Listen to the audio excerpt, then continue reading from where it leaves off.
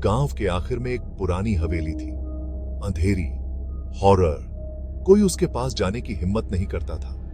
लोग कहानियां सुनाते थे, फुसफुसाते हुए कि लोग कैसे गायब हो जाते हैं, बिना निशान के गायब हो जाते हैं। वो कहते थे कि हवेली में भूत रहता है, एक बेचैन सोल, सफेद साड़ी में एक वुमन। कोई उसके पास जाने की हिम्मत नहीं करता था, सिवाय कुछ नादान दोस्तों के। 4 दोस्त थे। वो डर का मजाक उड़ाते थे, कहानियों पर हंसते थे। ये बस एक बेवकूफी भरी कहानी है, विक्रम ने कहा, जो सबसे निडर था। हाँ, प्रिया मान गई। उसकी आंखों में शरारत थी। आज रात चलते हैं। बाकी लोग हिचकिचा रहे थे, लेकिन विक्रम का जोश देखकर सब मान गए। रात अंधेरी थी, हवा भूखे भेड़िए की तरह गरज रही थी।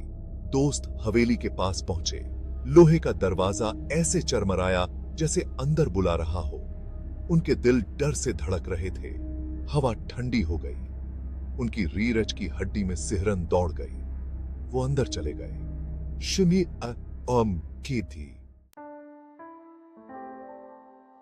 भाग 4। विस्पर्स। हवेली शांत थी, लेकिन खाली नहीं। उन्हें कोई मौजूदगी महसूस हुई जो उन्हें देख रही थी। अचानक एक फुसफुसाहट हुई, धीमी लेकिन क्लियर। वापस जाओ। वो जम गए।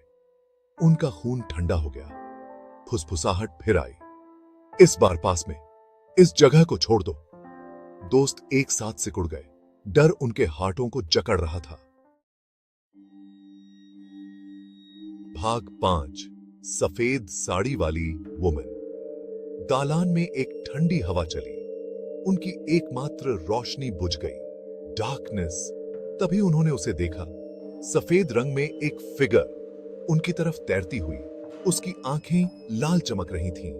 दोस्त स्क्रीम्ड, मुड़े और रैन।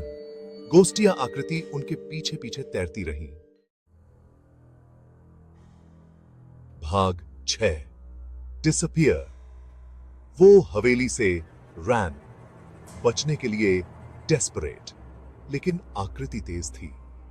एक एक करके उनकी चीखें बंद हो गईं। विक्रम आखिरी बचा था।